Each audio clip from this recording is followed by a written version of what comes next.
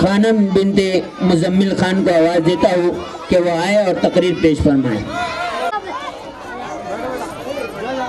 السلام علیکم ورحمۃ اللہ وبرکاتہ۔ نحمدہ و نصلی علی رسول الکریم۔ میری تقریر کا عنوان ہے حجاب، یعنی برقع یا حجاب کیسا ہونا چاہیے۔ 7 شرطیں جان لیے جائے۔ یہ برقع پہننے کے 7 شرطیں ہیں۔ حجاب کا مقصد عورت کی زینت کو چھپانا ہے۔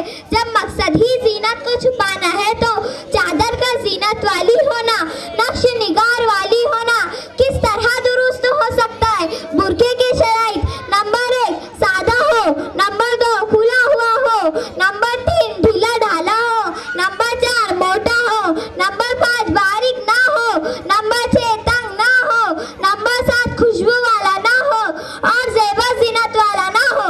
آج کل تو برقع ایسا ہے کہ ان کے اوپر ایک اور برقع پہننے کی ضرورت ہے۔ سب بہنیں اپنے نقاب کو درست کریں۔